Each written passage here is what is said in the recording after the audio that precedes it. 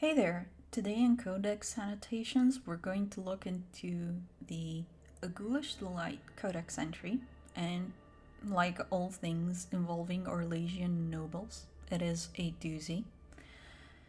Before I go on, I would like to apologize to any Francophiles out there. My pronunciation of French will be abhorrent.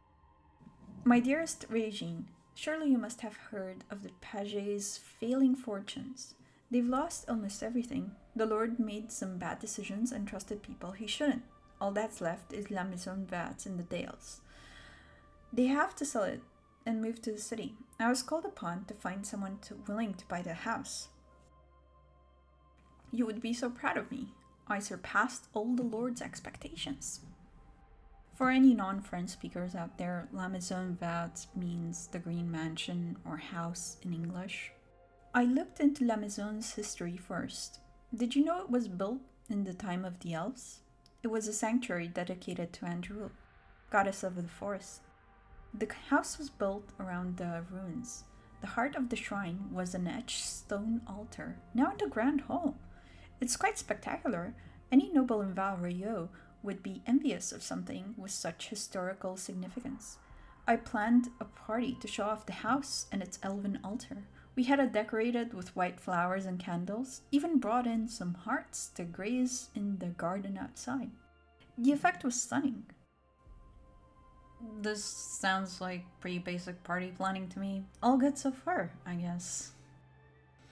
Then, my stroke of genius. Remember when Lady Carine's pastime was reading about elves and how sympathetic she was to what happened in the Dales?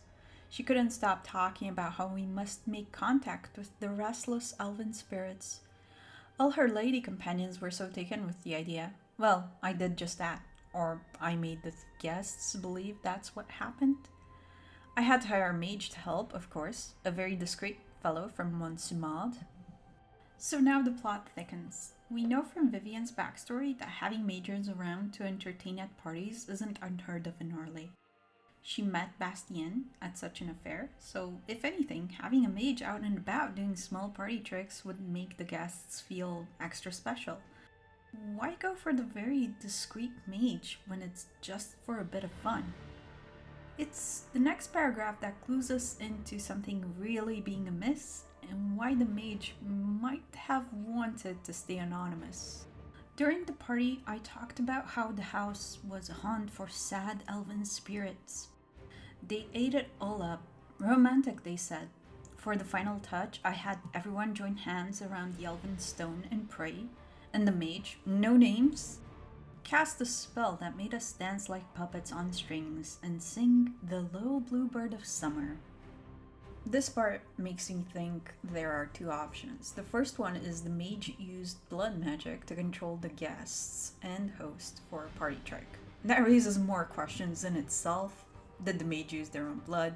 Why risk using blood magic in a place with zero tolerance towards it?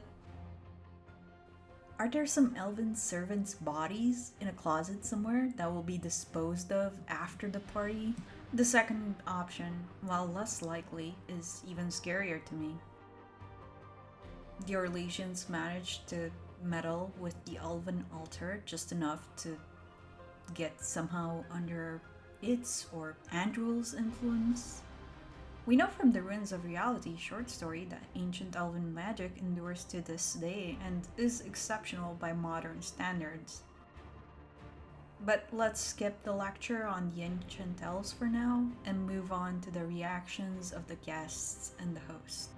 It was a triumph. Offers began pouring in. One of them was even from a representative of Grand Duchess Floriane.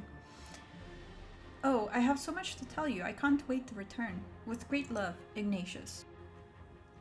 All these people are downright clueless about what happened there, and no one seems to even think that notifying the Chantry or Templars, or even the closest circle is something they should do. And if there's ever been a time to call in the Templars and run away screaming, this would be it. So yeah, this is Exhibit A and building a case for burning Orlais. To wrap up, please comment to let me know if you have a different idea about what happened. I love hearing alternate theories. If you enjoyed this video, please leave a like and subscribe to the channel, it helps with the algorithm. Also, consider sending your grandma this video as proof of the Orlesian nobility's ineptitude. See you next time.